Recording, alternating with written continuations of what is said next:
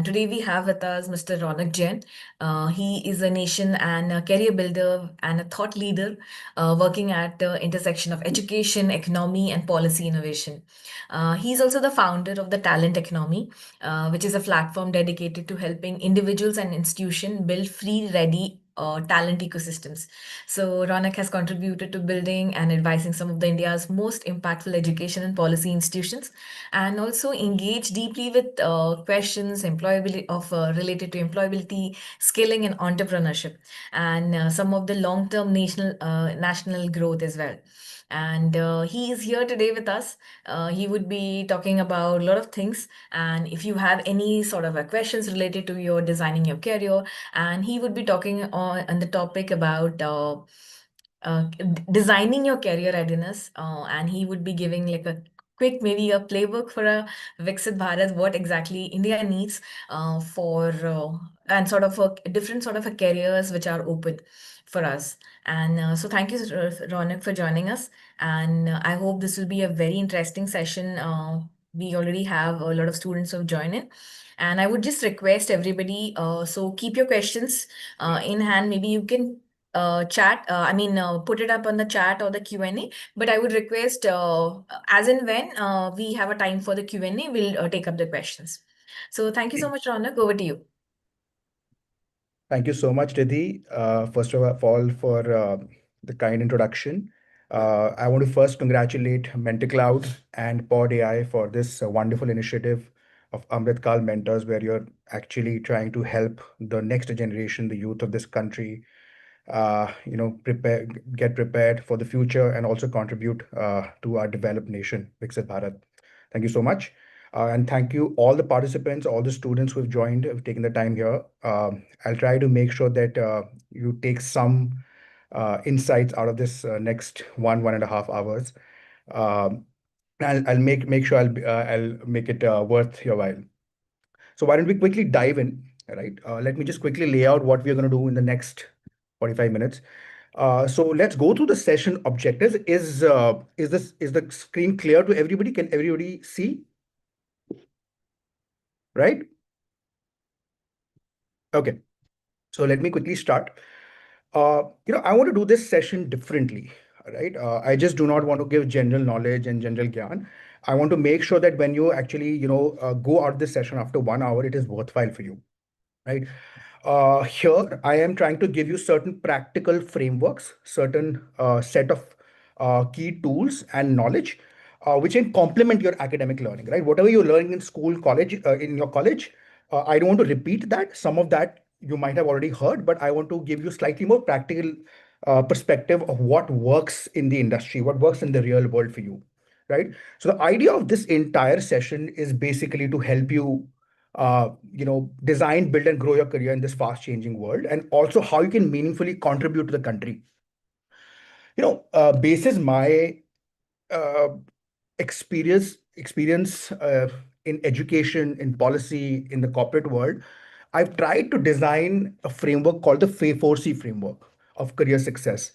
And whatever I have learned and whatever I have seen, what works, basis that I've actually tried to create a career playbook. Now think of this as a if you want to make any kind of a any nice dish, right? You need different ingredients for that, right? And when you mix and match ingredients, you'll actually come out with some kind of some delicious delicacy, right? So basis this, I want to give you certain career ingredients which will be helpful for you all your life. This is not only for your first job, but this is for anything you do in the next 40-50 years of your career. This will be absolutely very useful. uh, I would request that everybody sits with a pen and a paper, or open some kind of an app, a note-taking app, so that you can make notes and ask me questions. I'll try to break in the middle after every framework, after every C, so that if you have any questions, then we can sort of discuss and make it more interactive, right? And most importantly, please have fun in this session. I don't want to make it boring, right?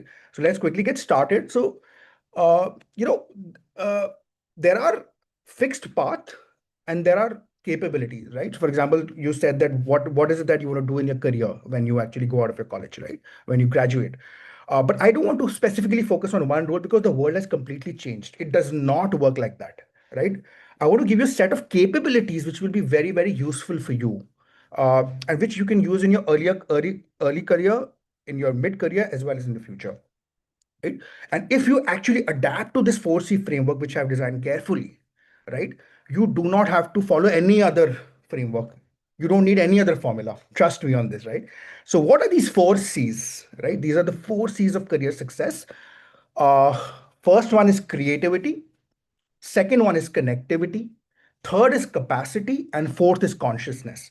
Now, you will see a lot of information after this and a lot of sub information. So please do make notes. Some of the stuff you already know, will not repeat it, but go slightly into depth of the other various important factors which you may or may not know yet. Right? So let's quickly dive in. Let's go step by step in the journey, right? First step, why career readiness needs a new approach today. Right? As you step into the professional world, you have to understand two important realities of today, two absolutely bare minimum realities. This reality is the pace of the change is much faster than it was earlier. The pace of the future of work, especially after COVID, it has accelerated. Careers are no longer linear at all. Okay, they are not predictable, they are not fixed. Whatever you will be doing immediately after your college, in the first job, after 1 year you might be asked to do something else. So a specific career path which let's say our parents followed, for example, when our parents were working in the corporate world or in the government or in any other profession, then whatever they would do, they would typically carry it for the next 20-25 years of their lives. But today it does not work like that at all, right? So you have to be absolutely cognizant that you're working in a you're in a very, very different kind of a world, which is moving very fast and primarily shaped by AI, geopolitics, climate change. I think all of this you already know.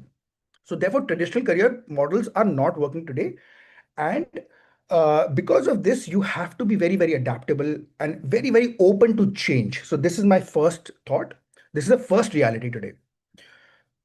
Then I will also give you a few tools, application tools, which you should note down later on, which you can use in your career and whatever decision making you want to do in the future.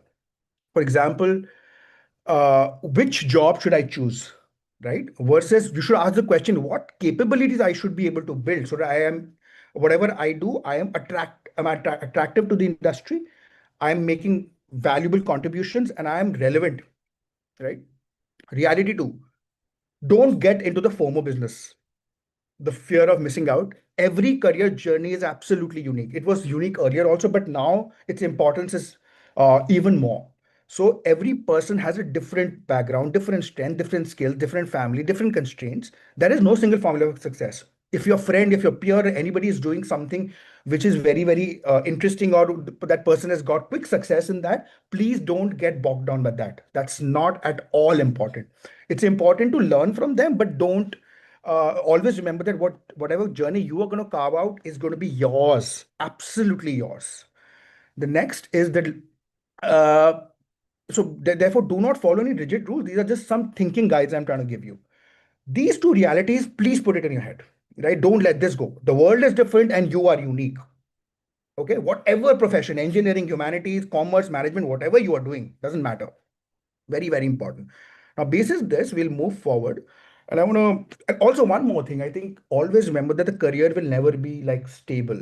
Career is always in the next 30, 40, 50 years. It will always be ups, stagnant, down. It will never going to be the same. But how do you actually navigate that? I'm going to give you some tools. Okay. Introducing the 4C framework: creativity, connectivity, capacity, consciousness. I repeat, creativity, connectivity, capacity, and consciousness. These are the four things. If you learn, then most of the things which, whatever you do in life, you will be successful at some point, right? What this 4C framework will help you do, it will basically help you think better, build better capabilities, help you perform better, and and help you navigate change, uncertainty, sadness over your career, confusion. It will help you navigate in a better manner. It's up to you how you use it. Let's start with creativity first. In the normal sense, when you think about creativity, we think it's something to do with art, culture, paintings and music and all that kind of stuff. Well, that is one aspect of it. But in today's world, what we understand with the word creativity is it's an engine of ideas, right? It's an engine of ideas. So, first question, whenever you start with any sort of a decision making process, a series of decision you will take is what's the real problem, task, or opportunity what I'm doing right now? Okay. What is that problem which I have to solve? What is that task I am supposed to do? Or what is the opportunity which I can leverage? Right. So, this is the first question under creativity. Creativity asks this question. There are three dimensions to this creativity. One is first is mindset, thinking styles, approaches, research, analysis, knowledge, and solution, innovation, technology. Three aspects makes this part of the creativity, right? Now, for example, if we speak about mindset in today's time, you will have to really develop different kinds of mindset which you can apply in different scenarios. For example, there is a popular mindset called the growth mindset, right? Everybody should, I think, definitely study a little bit about it. What it says is that basically whatever, no matter whatever scale education you already got, but with the help of effort and some kind of a consistency, you will be able to develop anything, any skill, any strategy, or any success parameters which you see for yourself, right? A lot of times we think that we are not good at this. How will you do this? The other person is better. I think I'm not good. I'm really bad at this kind of skill. But if you make consistent efforts in that, you will really be able to move. So it is very different from the fixed mindset.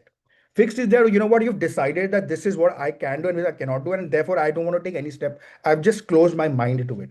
But now it doesn't work like that. So you have to have a growth mindset and growth lens to whatever you do. Then there is a ownership and result oriented mindset. Whenever you step into the corporate world, you would always, you know what, your superiors, your managers, your executives like, they like people who don't have to be sort of followed up on every task, right? Who don't have to be micromanaged, right? People who can take ownership, accountability to whatever task they are given, bigger or small. And they like result orientation. Ultimately, everybody wants results, right? So here, take to these two things away, that whatever you do, make sure that you are the CEO of that responsibility, right? Don't And in fact, that gives you a lot of visibility to your seniors. You actually get noticed at some point in time. And result orientation, that whenever you're actually thinking of doing anything in life, think of it that work backwards. Okay, see that, oh, you know what, this is where I have to go, this is what I have to achieve in this timeline, and therefore how do I move backwards, and what is it that will take me to reach there. So always have that result in the end, because ultimately whatever you do, if you do not give results, if you're not, even if it's a small task you've been given, then everything else you do is waste. So absolutely very important. Ethical mindset, always do things which are sort of based in integrity, accountability, and anything which is, in your sense, not wrong in life. Because ethical mindset really helps you, because in the short term you might get some success, but if you do something wrong which you feel is wrong, ultimately in the future it will come and bite you in the back, right? So very, very important. So these three mindsets are very important. Then there are thinking styles, right? What are the ways you should look at a problem? So, you can just note these down. First principles thinking is something I would strongly advise. In fact, all of them I'll advise, but first principle thinking, please go back and study. It's basically about that whenever you're trying to think of a big problem or how will I solve it, please break it down into smaller fundamental components of it, right? And see, and then observe each of them and then build a solution from it. Elon Musk has popularized this thinking, and this was especially very relevant when he was making SpaceX, right? How he founded SpaceX, right? So please go and look up this example. Very, very important. I don't want to go onto the thing which you can use, go and find yourself, but please do look at this first principle thinking. Then there are other things which you should always care about. Critical thinking. That how do you, whenever you're doing something, how do you make sure that you're analyzing it from a critical lens, right? You do not believe whatever is already is directly told to you. You do and go and do your own sort of investigation about it. Very important for any kind of problem solving. And this is a very important skill which corporates look for. Systems thinking. Always remember that everything is interconnected, right? That thinking basically says that if I am going wrong, if somebody, or if you're blaming someone for some kind of a result, or which you're liking or not liking, there are various other factors which are important which may have contributed to that, right? So a problem or a solution is not standalone, it has an interconnectedness to the world. Design thinking is very popular today. It's basically how do you use innovation and creativity, brainstorming, new tools such as Canva and AI models, etc., to help you design solutions to an existing problem. Either you can sort of uh, and these are the steps actually given. You can go and look it up. Design thinking. Strategic thinking is basically looking at things from a larger perspective, from a long-term perspective, from a bird's eye point of view. So these very important things like thinking styles, mindset is very, very important. Approaches. Learn these are some of the approaches you can follow. For example, cross-disciplinary synthesis is very, very important, which means that if you want to look at a problem or a solution for that problem, you should be able to look at from different angles, right? For example, let's say what a designer would think about that problem, right? How a psychologist will think about that problem, how a medical practitioner will look at that problem, right? Or how a scientist will look at that problem. So clause discipline, and this is when you do to apply to a problem statement, then it gives you different angles. You don't only think from one point of view, but you have multiple angles through which you're able to analyze the situation. uh, Now I come to the second part, research and analysis. I think this is something I would advise every person to do. Every person, it should be a habit. It's not a skill, it's a habit. Everybody should be able to research on their own, right? And whenever you're researching, always remember it gives you that sense that whatever is already existed, whatever is already there, and how you can actually leverage and use that thing to make your own solutions, right? Always make sure that this research is very, very credible from credible sources, and you're able to pick out the real things from that information. Once you're able to do that research, you will have a lot of power to make any decision. For example, if you're doing your career planning today, right, first go back and go to credible sources and see what is working, what is not working, right? And after that, make notes. After 1 week or 2 weeks, come back and see what are the changes which has happened with regards to that information you had. You will see a lot of developments in 2 weeks in the same field in which you were trying to apply. So research is a skill which I think is very important for all ages. Solutions, innovation, and technology.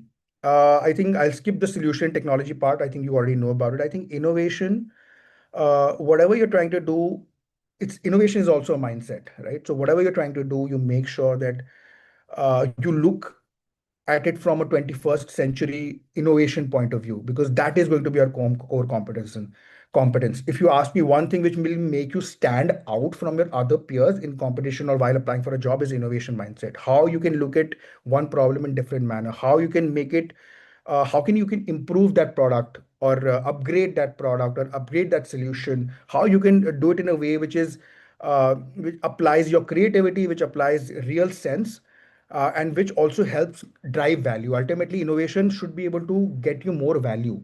So innovation is something which I would strongly focus on. I'll stop here for 1 minute.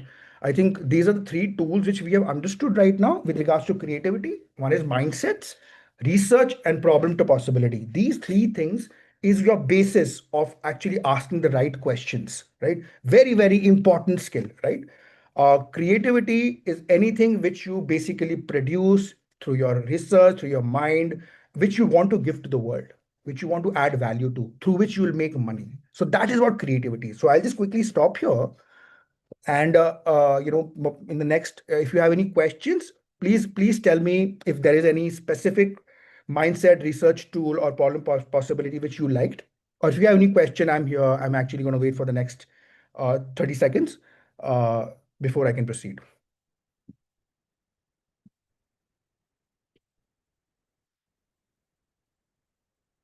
Any question, guys?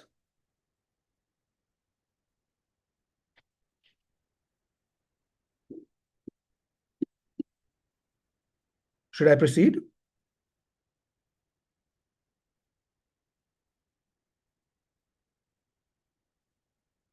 Okay, I'll proceed.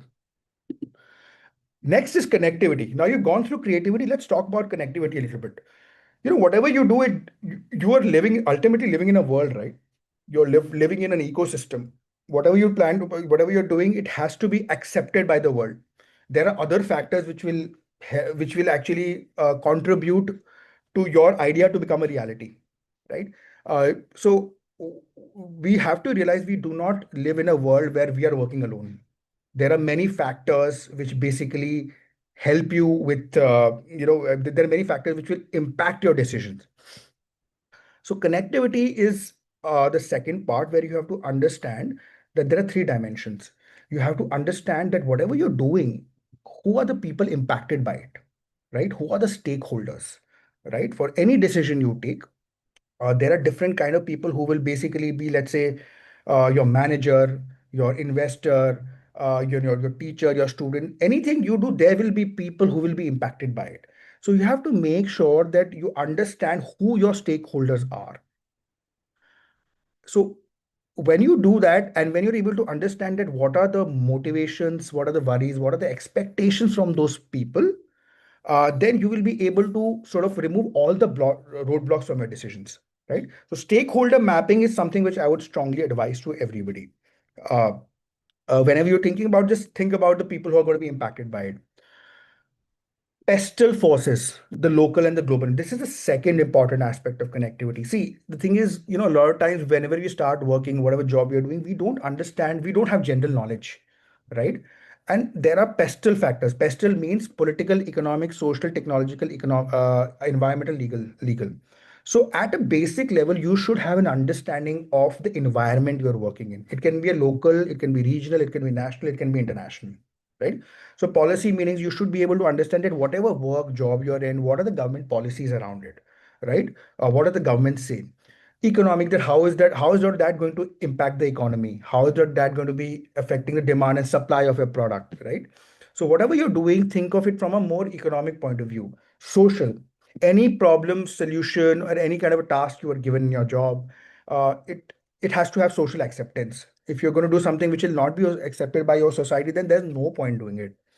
And then there are technological, economic, and legal factors, right? So I think it is very important that this pestle forces is my favorite, because mostly people who are moving into the career without having knowledge of any of these things, they just quickly jump into the jobs, right? And then they're confused about, oh sir, why this is happening, why this is not happening, because we haven't really understood the environment behind it. We are only focusing on the work we are given, right? We have to understand that there are other factors which are impacting that decision, and that's how leaders grow, right? Whenever you see a leader, whenever you see a CEO, he doesn't make a random decision. He looks at many other factors and then jumps to a decision. Okay, so pestle forces is something which you should go and look up, and this is very important. I also applied this in when I was advising Invest India, which is a pet project of our Prime Minister, Mr. Narendra Modi. In during Davos, we had actually I had applied this pestle forces to the work I was good at. It was really helpful for me, right? If you want, I can give you an example later on, but before I'll that, I'll quickly cover the third part. Execution.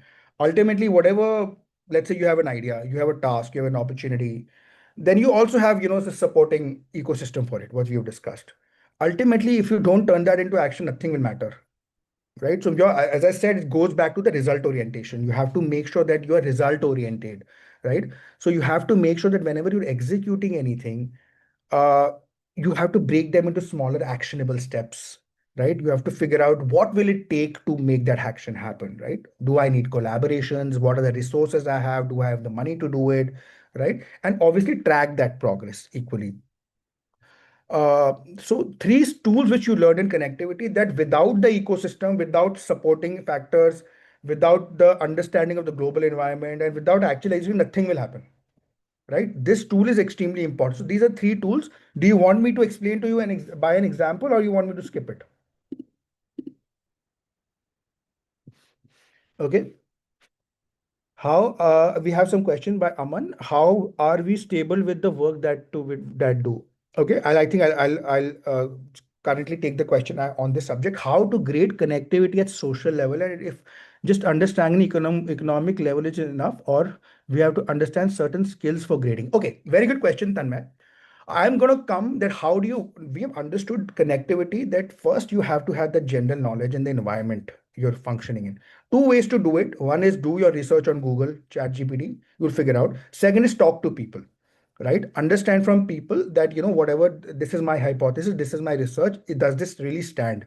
When you're able to do that, then you will be able to build that economic model. Now the next question is, you have to understand certain skills for grading it. Yes, I'm going to come to the skills in the next section. Okay. Okay, pestle scan, how can I apply? Okay, excellent. So I'll give you an example for of pestle. If you guys, I'm going to give you my personal experience. Okay, so pestle scan, uh, when I was working for Invest India, which is, as I told you, it was Prime Minister Modi's pet project, basically to how we can get foreign investors to buy into the Indian growth story, how they can invest in India, so that they grow in their business as well as we grow as a country, and we are also able to provide jobs. That's the fine thing. So there was this. I was working for a an automobile manufacturer from the Western Europe, one of the Western Europe countries, a sort of a mid-level automotive manufacturer who wanted to uh, come to India, enter India, invest India. So I used this pestle forces to actually help them navigate the Indian scenario, right? Now, for example, political and policy. Let's start with the first P. What did I do there? I told him that, this is the focus of the government today. The government is trying to make it easier for foreign investors to come to India. How are they doing it? They're doing it by making policies easier, right? Regulations easier. They brought about a PLI scheme. Go and check a production linked scheme, which is basically the amount you invest in India, you will get certain level of subsidies, some rebate, right? And also that the government is going to also help you get a partner, a local partner, so that your risk is diversified. So policy level, P, politically, that's how I was able to help them. Then we talk about economic growth. While speaking with those economic that company, I was able to I was trying to sell the Indian economic growth story, that, this is where we are. We are the fastest growing emerging economy in the world. We have big demography, which means we have a very huge population. Then, the exchange rate is very good, and inflation is in control. Money supply is very good. So I was able to sell him the economic factor, which will basically help us attract people like them, companies like them, to come and sort of buy into the Indian growth story from the economic point of view. Social stories. We had also had to tell them that, Indians are very, very sensitive about fuel efficiency, right? Or affordability. So whenever you're coming and investing in India, make sure that whatever product or service you want to sell, they should be very, very affordable. Don't make it very expensive. Then technology, right? Then, India is focusing a lot on, let's say it has an EV policy, right? Electric vehicle policy, and we're trying to sort of increase the number of clean vehicles, so to say, clean vehicles in India. Environmental. We actually walked them through the automobile manufacturers through the Indian wastage policy, emission policy, right? What is the environmental impact of the things you'll do, right? And what are the things you should avoid? What are the clearances you should do? What are the compliance you should do? Legal, and then finally, what are the rules which govern the India country? So this is how, when I was able to walk them through this entire framework, set of information inside from a pestle point of view, they were quite convinced, and eventually I think they did end up investing in India. So this is one example I thought I'll give you from my personal experience. Does that make sense? Yeah, cool. We are at 11:34. We're about 15 minutes, so I'm just gonna move to the next part. Please note down these connected capacity. Now, two things we've discovered. What is the problem? What is the opportunity? And is there an ecosystem to do it? Number three is, do I have the skills or ability to do it? Here's the most important part. You know what everybody talks about? I'm sure you've heard this in your college also, that build new skills, build 21st century skills. It will be very useful for today's time. I don't want to repeat all that. But let's look at the larger picture. How do you building skills is basically building yourself, right? So, what some of the key capabilities and skills which I have observed while I was building sort of in the education sector, while I was founding Masters Union, one of the disruptive MBA colleges in Gurgaon. What are those skills which are very important? These are the list of skills which I have actually identified. I think you guys can make a note of it. I will not repeat this, but if you want me to specifically cover one or two, I can do it. These are the skills you should definitely have. Everyone should have, right? I think most of these you've already heard about it, so I don't want to repeat. But please note this down: basic managerial workplace skills, problem solving and critical skills, communication. Okay, let me just step back. Basic managerial workplace skills. It's not about doing an MBA, right? It is about that whenever you're going and stepping into the office tomorrow, whatever career you choose, right? You should have basic sense of how things are managed, right? First is observation. Always observe, be disciplined, be, adaptive, be flexible, listen well, and basic marketing, finance, operation. These things you can learn online also, right? What is the basic finance? How to read a balance sheet? What are basic martial social media skills? In work skills, what is professionalism? How you should dress up? How do you avoid office politics, right? How do you become diplomatic? Things like that are very important. Later on, if you wish to dive into each of these skills, we can have a separate session on each of this stuff. So that's why I just want to lay the ground today. I don't want to go into too much depth into anything. I just want to lay the ground for you today, right? So that later on, if you want, everything which I mentioned here requires one session, right? So problem solving and okay, somebody's asked. I'll just quickly finish this and come back to the questions on the chat. Okay, I want to focus on communication and presentation. Here's the thing, I want two bits. Communication is by far the most important skill. And when I say communication, it is not so much about the language you're speaking in. Of course, it is very important to be fluent in your own mother tongue, which most of us are, but also English, because that's the global language and that's what people understand. How you can do it, of course, we can have a separate session on it. But remember, communication is not so much only about language. It is about that whatever thing you want to convey to the other person as you intend to, have you been able to do it in the exact manner? Has the other person received exactly whatever you wanted to say? That is communication, nothing else, right? There can be non-verbal communication also, right? Your attitudes, your the way you sit, the way you talk, the kind of behaviors you have.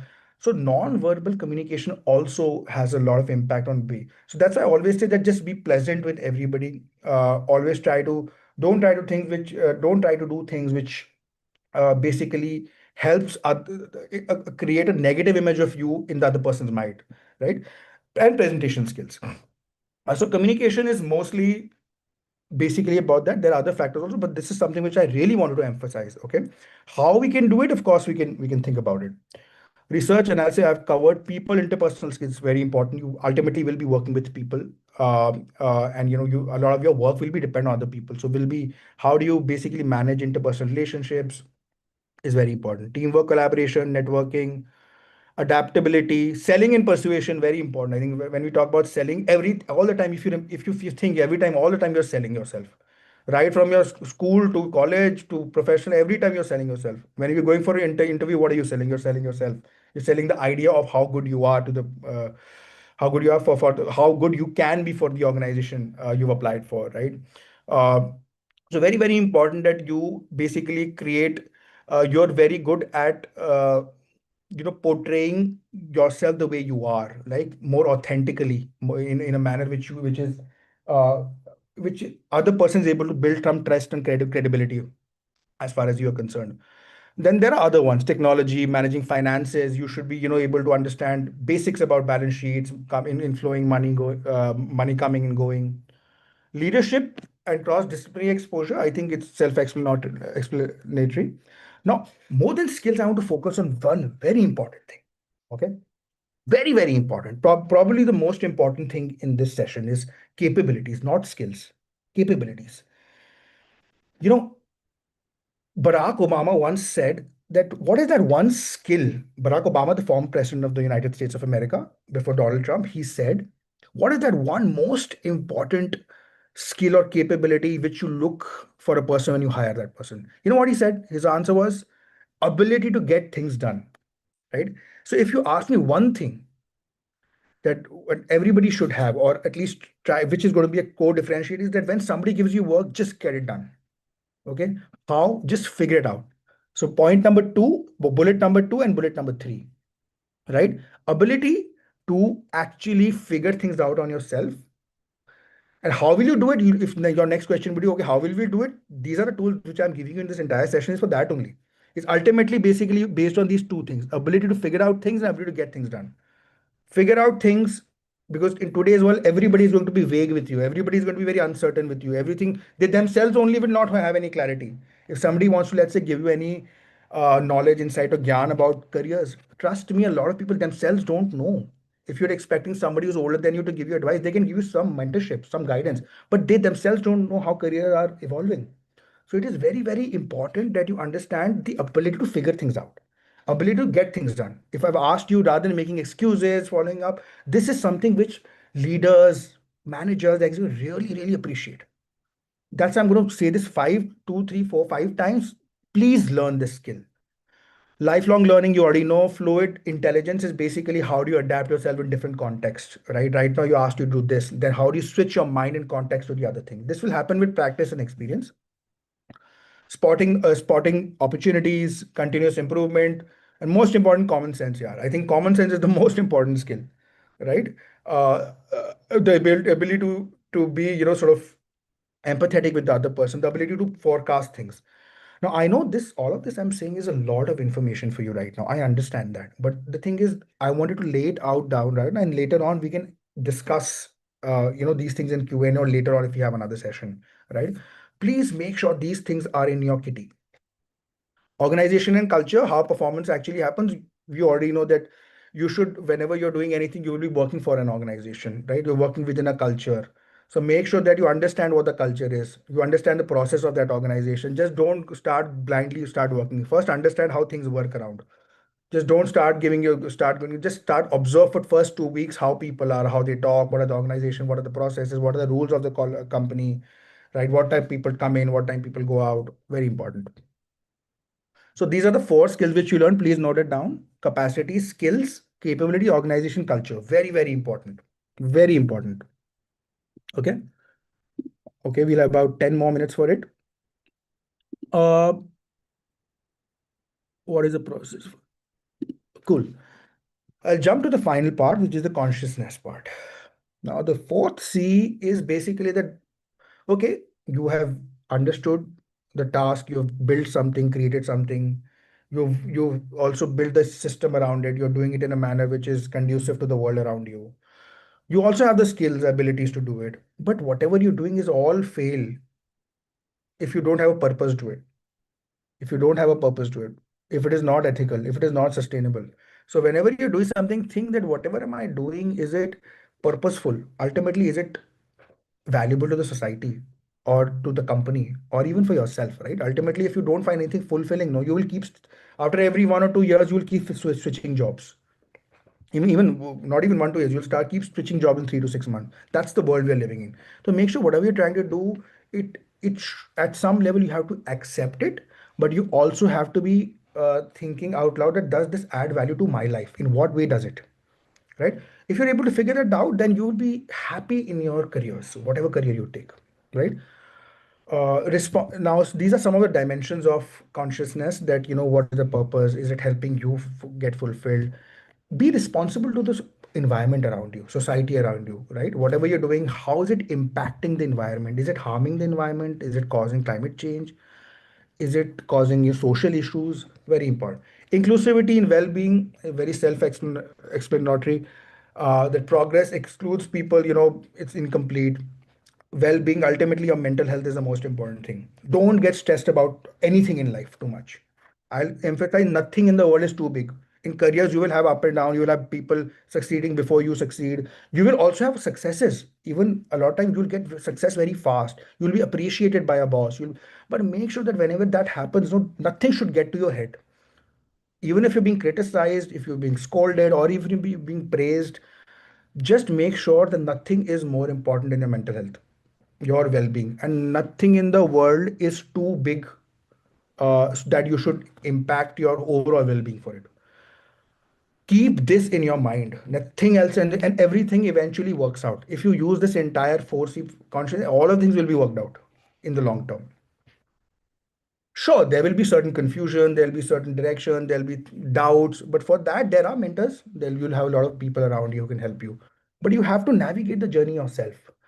Sustainability, whatever you do, has to, it should not harm, as I said, I've already said, ethics and integrity, which we've already covered. So consciousness application tools are these six. Please note them down. Impact mapping tool, purpose, human consciousness, ESG consequence, scan, inclusion, well-being, lens, etc. Step three. Now, whenever we have understood these four C's, right? There was a lot of information, a lot of these things, which you have learned in the last 45 minutes. Always remember, in these four things, when you're using it, you don't have to use each of them in isolation. You have to use these forces together, but it will happen in different degrees, different combinations, right? In some way, there'll be more of creativity, connectivity, there'll be more of capacity and systems, there'll be more of consciousness and creativity. For example, in startup, if you're starting up a company today, you will need more of creativity and connectivity. You cannot think so much about consciousness. But if you're scaling, you will really need to think about people skills, because you have to grow, you have to scale, you need more people, you need better skills, capabilities, leadership, right? So the idea is to how do you wisely use these forces in different context and different situations in life. Very, very important, right? Make sure that this art of integrating these forces is the real game. In fact, this should be your homework. If you actually go and seriously take this up, you'll be surprised how helpful this is. Finally, I think I'm gonna take 1 or 2 minutes to speak about the Viksit Bharat thing. How whatever you're gonna do, whatever career you're building, whatever things you name, fame, or money you're getting for yourself in your career, it has to contribute to your nation. And how I'll tell you how these four of them are actually contributing. For example, first one was problem solving, creativity. What will this help? It will help India whenever it has to realize its 30 trillion goal of 2047. It will help them build India specific solutions, right? In health, education, different this thing, whatever work you're doing in. It will help you with innovation. When a country innovates, it grows faster. And innovative, like how America did it, how China did it, uh, over a period of years, right? And India is also on the path of that. So how do you in this creativity will help you increase your value, your innovation when you become Viksit Bharat. Connectivity, it will help our country become more, the systems, the people, institutions, academia, government, they will become more closely aligned, so they will be able to work better with each other. We'll be able to plug policy gaps, politics gaps, and accelerate whatever we are doing. Capacity, it will help build better human capabilities, right? Each of us will be able to better live better quality life. We'll be able to earn more money. We'll be able to contribute more to the society, to the nation. And consciousness is finally, it will help every Indian to, with the growth we have, to become more ethical, more purposeful, more happier as a society. Right? These are the four areas for Viksit Bharat. So creativity ensures India creates value. Connectivity ensures India scales value. Capacity ensures we deliver it, and consciousness sustains it. I think I'll stop here. I just want to go through one example of this entire force and how I applied it in my personal life, and then we'll open this up for conversations. Okay. Uh, in 2019, I had worked for a public policy think tank called PRS Legislative, and that was basically used to help with nation building. Like we used to provide research to parliamentarians so that they can ask better questions to the government, build better policies. And within that, I think while I was in the US on the invite of the Trump administration, uh, in the first year, they asked me that, how do you uh, how is what is the growth story of India, right? And we actually, that's where this whole 4C concept started in my mind. That we should have a framework when we go to the world, right? And there's somebody from the US, somebody from the other parts of the country is asking you that how is India growing? Why is India so inspirational? Even though it is not the most richest country in the world, but they still feel it has the most potential. So that's where this entire idea of 4C germinated. And when we started building when I was helping build India's education sector, in the education sector, Masters Union, I actually applied all of these 4C skills, right? For example, what is Masters Union? Masters Union was a new age college which came up in 2020. It was trying to plug the gap that, whatever quality of people you are producing for different organizations, uh, a lot of our MBA school, business school, education system is not capable enough to give that kind of a person to the industry, right? The industry wants better scale. There was a gap between academia and industry, and with these new age jobs coming in, with startups and more leaner companies, etc., there was a new kind of a skill required. So that's how Masters Units was formed. So that's how I actually started applying these four C's. For example, the first one, I did a lot of research. We spoke about research, right? So I did a lot of research of what all is going on in different parts of the world, right? What are the different business schools which are currently operating? What are the curriculums? What is working? What is not working? I did a lot of research. And basis that, I found out that these are the things which are already happening, and these are the kind of things we should do differently, right? I'm just gonna come to the research part. So actually helped me with a lot of thinking, with a lot of knowledge, a lot of insights, because of which then I was able to innovate. Then because of which we sat as a team and we were able to innovate that what should be a value proposition to students, to college, right? How we can look at the future, how we can preempt the future, which others are currently not doing or not able to do, right? For a newer world. So we took this decision, we actually launched this in COVID. So innovation, this research and innovation are two things how we started off. Then we went to connectivity. Then we realized that, we operate in a certain environment. Okay.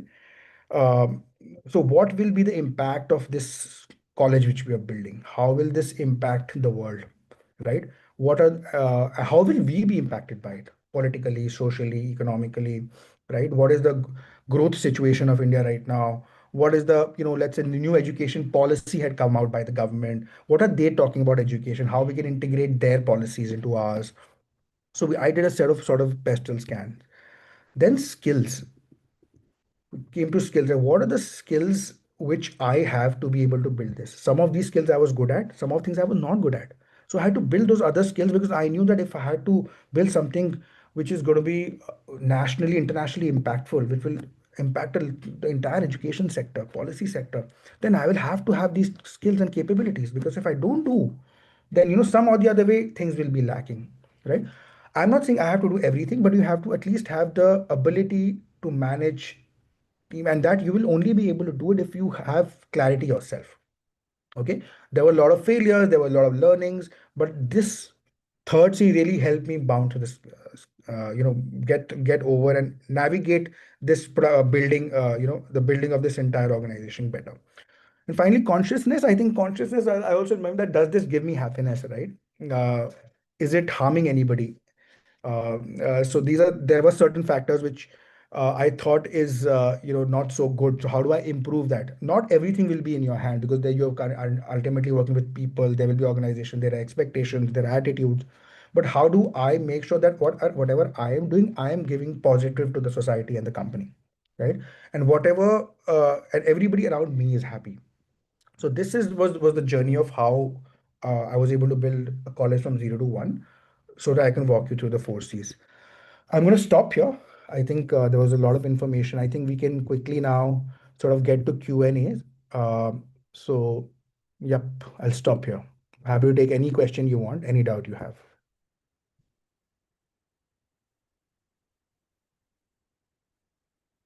Any questions? Okay, we have some questions uh, from the previous section. Critical thinking itself will apply for different situations. So, what is your approach? See, critical thinking is not a rocket science. Okay, don't think that you have to have too many. It's basically applying very basic common sense, right? For example, if you're looking at any data, any problem, any situation, just become critical about it. Okay, just question the assumption that, okay, you have said this. Where is this coming from? Why? How did you arrive at this problem? How did you arrive at this assumption? Right? Then collect evidence. Make sure that everything is evidence backed.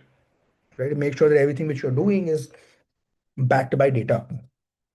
If not any kind of a physical, if you don't have data, then speak to people.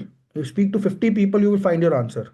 If you ask me what research is just speak to 50 people of relevance who are in that field. You'll know what you'll get into the depths of that entire subject you are dealing with.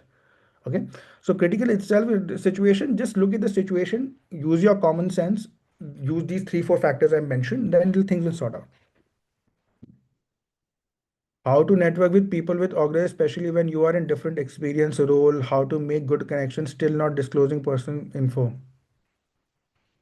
See, uh, people like, in terms of networking, I think what people look for in a person is number one, trust. Okay, you will be able to build better connections, closer connection networks when the person thinks that, oh, you know what, this person is nice, or this person is enthusiastic, or this person is authentic. People like authenticity. There is no great art. You don't have to bug somebody for getting. So if you're able to just put out the right amount of information, be honest with the person, and make sure that you are valuable. Whatever you're trying to do, say, is valuable to the other person yourself. If these three, four things you are able to do now, I think most people give you time of the day, right? And then they also open up doors for you. I hope that answers the question. New approach may lead to conflict with already head set rules, so we should take it slow in approach or any other may,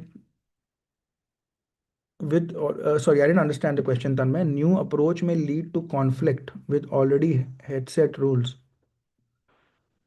Okay, that's a good question. I think you know, as I said, uh, it will depend on the context, right? It will depend on the to be very honest, if you can give me a specific situation, I'll be able to better answer that, but that's a very general question, right? But in a general sense, if you are facing any kind of a conflict and you have a set rule, number one, make sure that the other person, it should not, whatever language you use, even if you're trying to suggest a new approach, your language should be very polite. It should be very diplomatic. Say it in a way where the other person feels that you're trying to give a new point of view, but you're not contradicting his or hers. Don't say that you are wrong or your rule is not working. Say it politely. That they'll say, "How, sir? I think while what you're saying is very valuable and it's worked in many situations, but I feel this approach will work better. What is the pros and cons of this 4C? We have heard about the user and its benefit. Okay, so pros and cons. I think pros I've already mentioned. I think most of these things. Now the cons is basically if you use this to abuse things, then that is the con, right? For example, if you're trying to, let's say research and investigation. If you're researching something, investing in it, but you're doing it to harm other people or put other person. This the same thing can be used for wrong things, right? If you have some skills, you have communication skills, but if you're using that communication skills to be dominating to the other person, intimidating other person, then that's wrong. That's the con.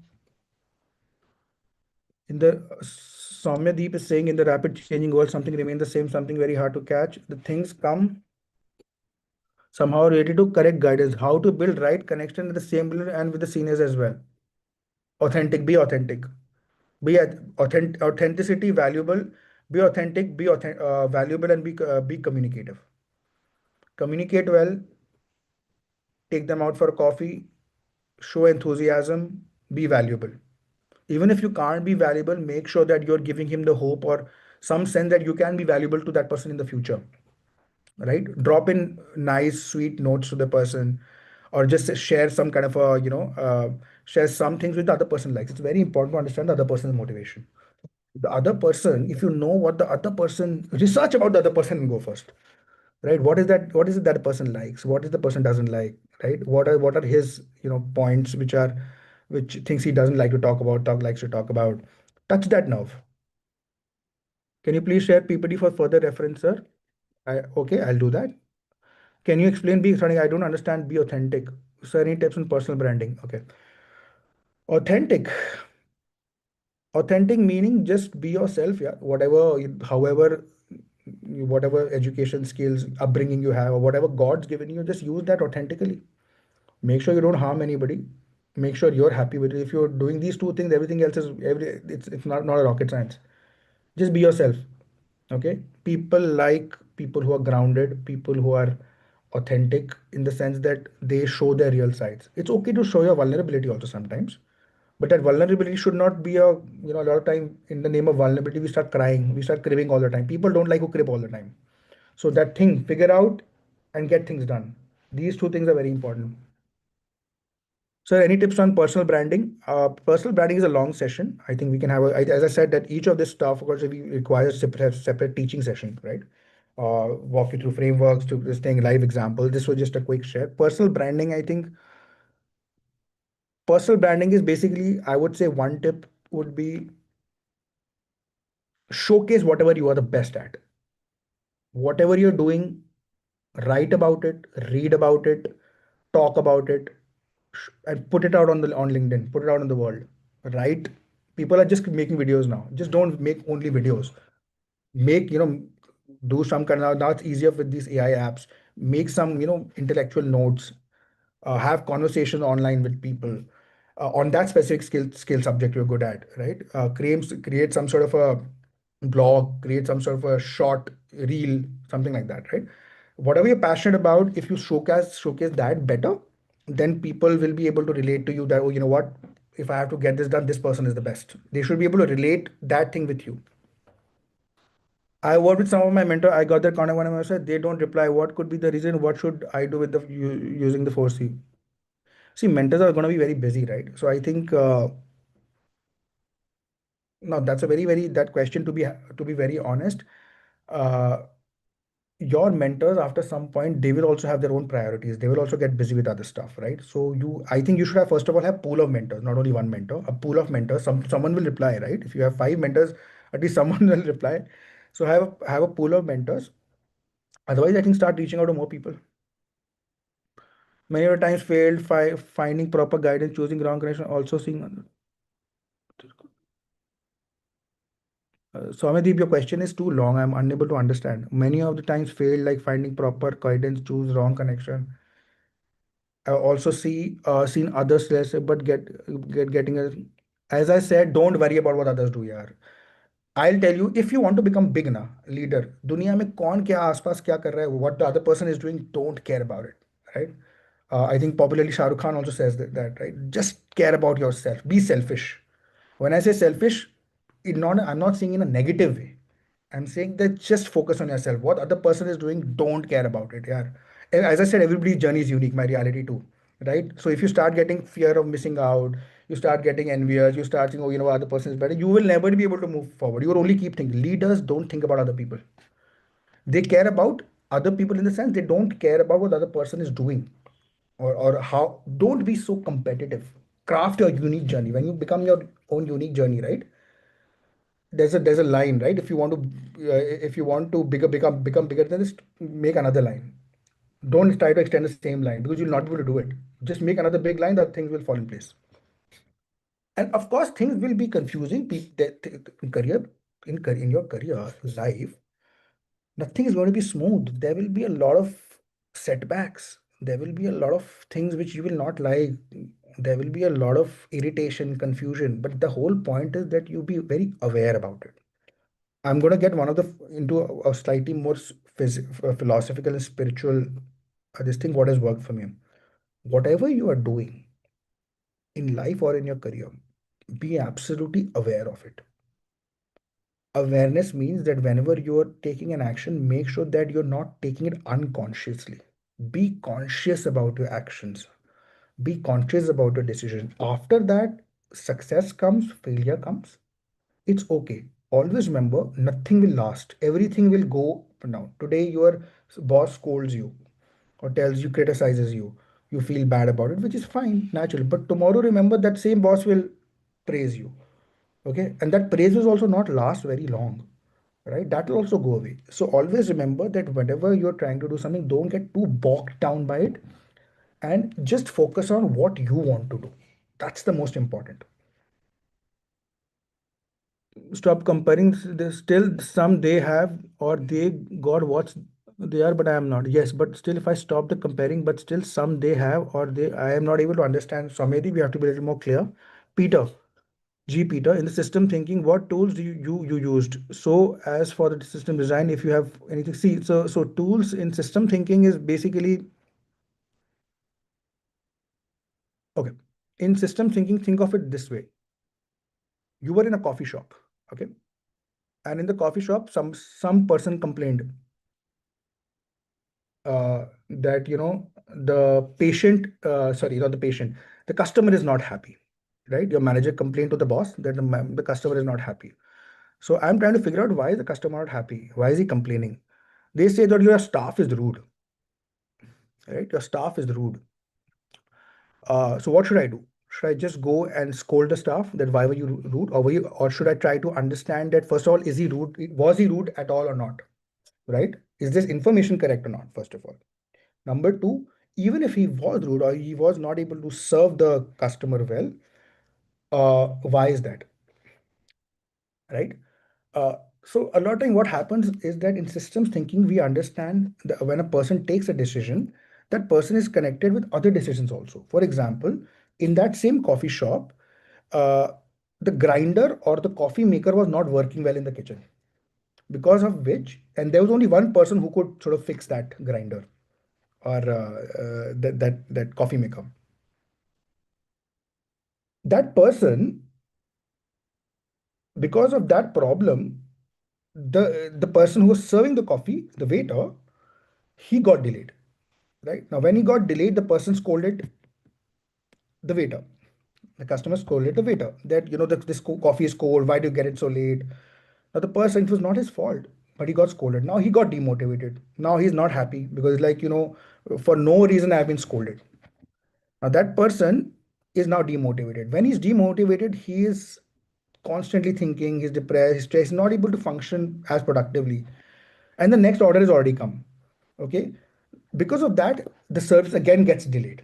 So it's a cycle. So did you see that it was not the complete fault of that waiter who was, who got the order late to him, right?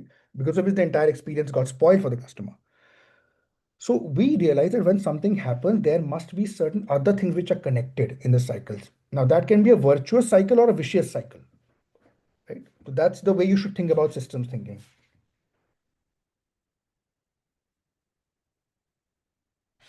So it's about finding the cause or finding the perspective of the other person. Well, system thinking again is, as I said, is a separate session in its thing. But to put it in a very, if I were to summarize, system thinking is all about how do you how do you connect different dots? How do you identify patterns? Right? If you're thinking about something, a problem or a solution, understand that okay, what are the things which are preceding it, before what has happened, or what has happened after, or what are the people, institution, things, experiences, uh, which basically helps your experience, right? For example, if you go to a Apple product, if you go to a Apple showroom or versus if you go to a normal kirana store, the entire experience is very different. Okay, that how the things move within that Apple store or the kirana store is very different, right? It depends on the product and the service and the kind of experience you want to give, right? So in Apple store, you'll have nice lighting, you'll have nice table, chair, because the product is of that value. If you go to a kirana store, you don't really need that because it's an everyday product, it's a necessity product. So systems thinking basically helps you think in a way that whenever you're thinking about anything, it has to be connected with something else. Yeah. Next question. Any more questions?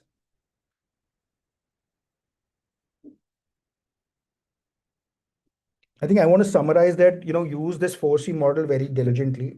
Each of this model, uh, use it in combination, use it wisely. Uh, what we can do is that if you have any questions, I think I'll share my email address. I'm happy to address them. We can have probably, if there's an opportunity, we'll have another session on any of the specific areas in these which you want to cover, right? Then we can have a longer session on each of this. Then we can then we'll be able to dive deeper, understand that with more nuance. So that's what I want to cover. So I hope this really helps. Just use this model, right? And trust me, most of the things will work out. I work with a lot of students, a lot of professionals. This is something which it encompasses most of the things which you will face in your life. Yes. Thank you, Ronak, for that so much. And I've just shared a quick feedback form while you're here. You can just fill the feedback form and leave. And also, maybe this feedback form is something which will help Ronak as well, and also for us also to understand any kind of a future sessions if you want, and if any specific topics you can mention in that feedback form. And thank you so much, Ronak, for giving your time. And I hope all the students have had like a lovely time understanding a different career perspective. And also to all the students, so as just somebody who's asking for the PPT or something, once if you share us, drop in an email with in that feedback form, we'll reach back to you with the PPTs. Sort of. And it was an amazing session. Thank you so much, Ronak. And I hope, honestly, talking about like different insights, what you shared of your earlier projects and some of the frameworks and all. And I hope this is something what students actually want, and not so many people talk in this field actually. It is very rare, and a lot of students who have actually joined this session are somebody who are, I think, working in this profession itself, or maybe working towards this career. So thank you so much for giving your time, and it was really nice listening to you. And to all the students, we hope the session helped you, and it'll also help you think deeper in a different way. And if you have already taken down those points from Ronak, and I think whatever he has shared will help you in the future. And if you have any queries or something, you can connect with him. That would be something, right? Ronak, they can connect with you, right? Absolutely. So, first of all, thank you, Riddhi and the entire team for this opportunity. Thank you, participants, for being so patient. I'll share my email address through Riddhi, and you guys can reach out to me if you specifically want to spend time, or if there, I think if there is more opportunity, then I can happily do a specific session if people want to be. Because this will encompass everything. You use this, and everything else you will be able to figure out. Yeah. Yes. And thank you so much. So before we leave, I'll just request everybody to quickly fill in the form and leave. It'll be really helpful for us. Yes. Thank you, Ronak. Thank you so much. Thank you. Thank you. Thank you for your time, guys. Bye.